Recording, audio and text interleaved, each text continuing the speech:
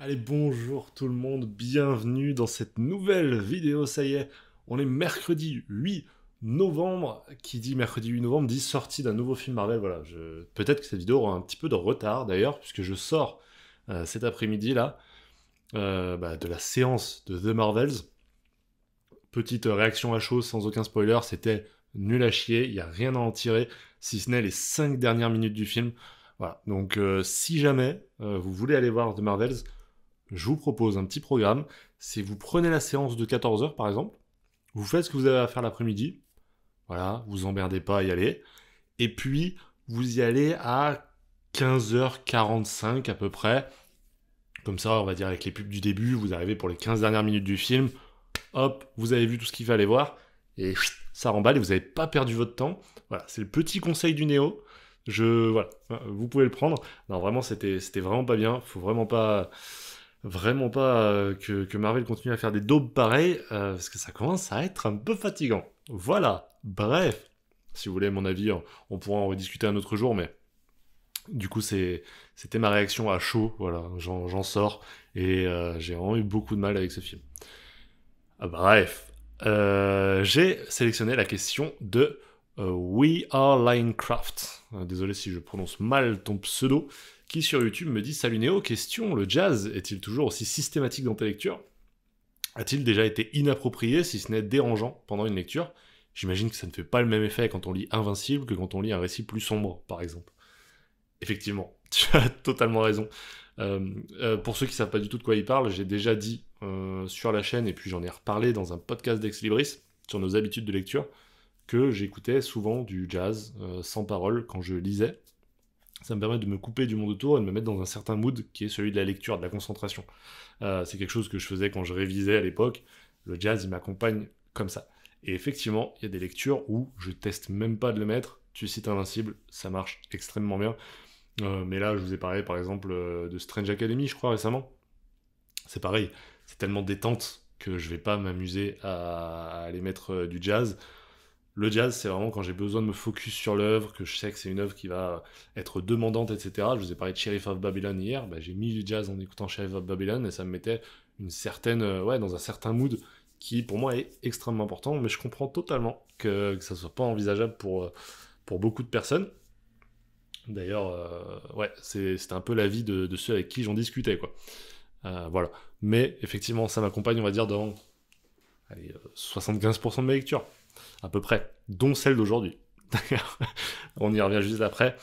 J'ai Comics du Prof qui m'a demandé tu auras un thème chaque semaine? Est-ce que j'aurai un thème chaque semaine? Non. Non, non, non, du tout.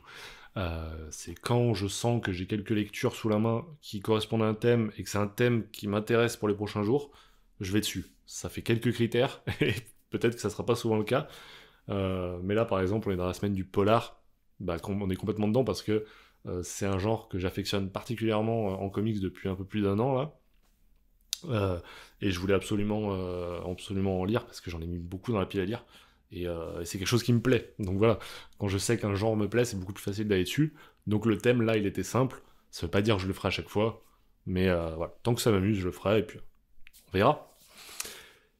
D'ailleurs, on parle du thème, on parle du polar. Vous me direz si j'ai un petit peu triché pour aujourd'hui. Je suis pas sûr du tout qu'on est dans du polar. D'ailleurs, la définition du polar, je suis allé la revoir pour être un peu sûr. C'est très flou, hein, honnêtement.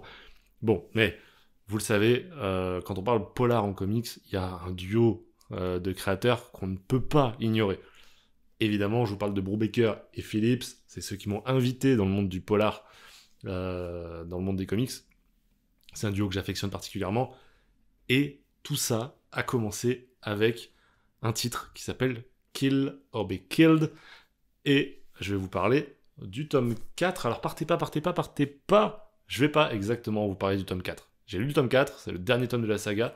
Et je voulais plutôt vous faire un retour sur cette série. Sur cette série de 4 bouquins qui sont donc les Kill or Be Killed de Brubaker et Phillips. Série dont j'ai commencé à vous parler il y a un peu plus d'1 an maintenant. Et ça y est, c'est la fin de ce voyage-là. Pour ceux qui ne connaissent pas du tout l'histoire de Kill or Be Killed, pour faire très bref, sans spoiler quoi que ce soit, on va suivre l'histoire de Dylan. Dylan, c'est ce personnage-là qui est en dépression, il n'y a pas d'autre terme. Même si c'est pas diagnostiqué, en tout cas c'est un gars qui va pas bien pour plein de raisons, notamment le fait que la femme qu'il aime se fait tringler par son coloc, à lui, par exemple. C'est quelque chose qui aide pas à aller forcément bien. Mais il y a plein d'autres choses qui font qu'il se considère un peu comme un raté et il veut mettre fin à ses jours. Il va faire une tentative de suicide, sauter d'un immeuble, se rater. Enfin, se rater. Il va pas succomber de ses blessures.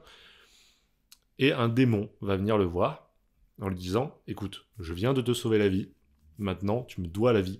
Et pour ça, pour payer ta dette, tu vas chaque mois assassiner un salopard. » Alors, tu choisis un mec qui voilà, est susceptible d'être une bonne victime, un bon salaud, et tu le butes. Tout simplement.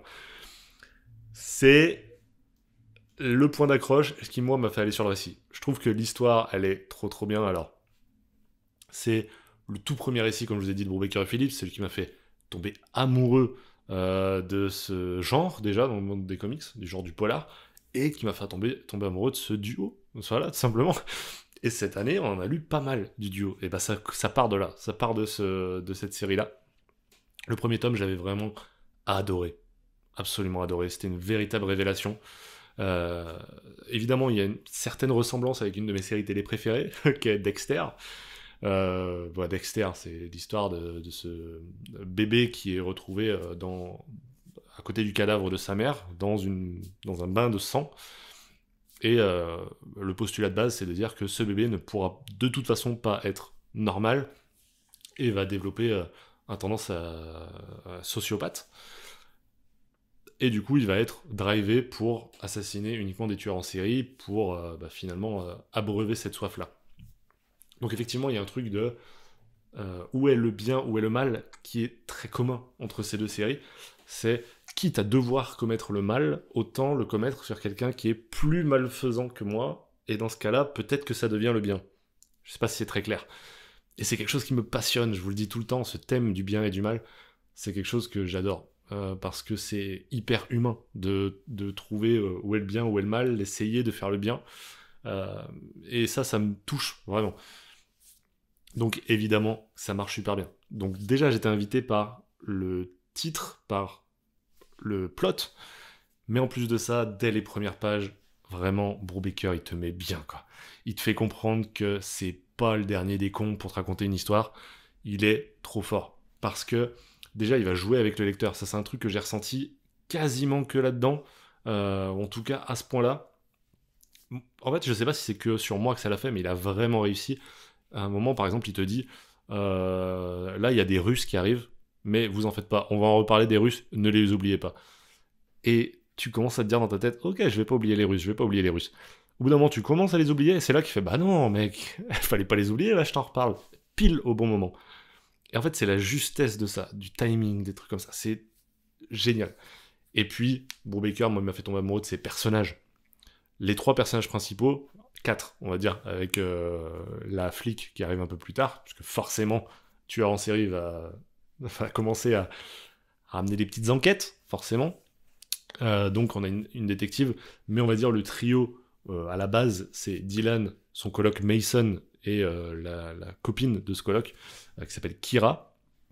Ces 3 personnages-là, j'allais dire, je les ai adorés. J'ai adoré Kira. En fait, il t'invite à tomber amoureux de Kira comme Dylan l'a été. Il t'invite à détester Mason comme Dylan déteste Mason maintenant. Et puis à t'identifier petit à petit à Dylan, à justifier ses choix dans ta tête, ce qui est terrible, parce que quand tu prends 2 pas de recul, tu fais oula, pas du tout. Mais en tout cas, il y arrive à peu près. Et ça, je trouve ça génial, parce que petit à petit, tu rentres dans la tête de ce mec. Vraiment, il y a des grandes pages de narration où vraiment c'est fait pour... voilà, c'est ce genre de page là. Donc il y a cette narration là où j'essaye de ne pas me cacher derrière le bouquin pour que vous m'entendiez, mais vous voyez, vous allez avoir une grande bande blanche avec du texte. Je viens de taper dans le micro, désolé. Bon, là il n'y en a pas tant que ça, mais ça arrive plusieurs fois où vraiment il y en a beaucoup. Et à partir de là, en fait, c'est vraiment une introspection Une invitation à tout simplement à rentrer dans la tête de Dylan, à essayer de comprendre comment il réfléchit. Et ça, c'est absolument génial. C'est ce que faisait la voix off dans Dexter, justement. T'inviter à comprendre qu'est-ce que c'est que leur démon intérieur. Alors, dans Dexter, c'est le papa adoptif de Dexter qui l'appelle le passager noir, le passager sombre, ça dépend dans les versions. Dans Kill or Be Killed, c'est ce fameux démon qui vient le sauver. À chaque fois, on t'invite vraiment à comprendre ce démon intérieur, à comprendre qu'il est inéluctable, inévitable, et que de toute façon, il faut faire avec. Et ça justifie, en tout cas, c'est ce qu'on essaye de te faire croire, ça justifie leurs actes. Et c'est là-dessus, c'est excellemment bien fait, quoi. Donc, beaucoup m'ont demandé ce que j'ai pensé du tome 4, puisque forcément, il se détache un peu des autres. Ça se passe dans un lieu qui est un petit peu à part, en grande partie, puisque c'est un asile psychiatrique. Qu'est-ce que j'en ai pensé? Effectivement, il se détache de la série. Pourtant, j'ai pas détesté. Loin de là. Effectivement, c'est la fin de ce merveilleux voyage qu'aura été la lecture de ces 4 tomes. Mais, enfin, forcément, ça s'accompagne d'une frustration, ce que je voulais dire. Mais je suis heureux de cette fin. Ce qui n'était pas le cas de Dexter, encore une fois, pour faire le parallèle. Je suis content de cette fin. Elle est bien. Elle est bien. Encore une fois, toutes les qualités qu'on a pu trouver dans les autres se trouvent ici aussi. Alors oui, il y a moins d'action, voilà, c'est moins du Kill or Be Killed à proprement parler, mais c'est une bonne manière, tout simplement d'arriver à une fin et de ne pas te décevoir avec, de petit à petit en fait t'inviter à dire au revoir à tout ça. Donc je suis très heureux de ça. Je suis très heureux d'avoir découvert Kill or Be Killed sous vos conseils. Je peux que essayer de prendre la relève en le conseillant à un maximum de gens. Voilà, faites-vous plaisir, lisez au moins le tome 1, parce que je pense que c'est déjà... déjà, vous saurez si la série va vous plaire avec ce tome 1. Et puis voilà, on peut en parler partout, on pourra en parler sur le Discord si vous voulez, de ce joli récit. J'espère que cette vidéo vous aura plu. On se retrouve demain pour parler d'un autre récit cultissime pour beaucoup, même si moi j'en connaissais pas trop les raisons. D'ici là, portez-vous bien, prenez soin de vos proches, c'est le plus important, vous le savez, et ciao ciao.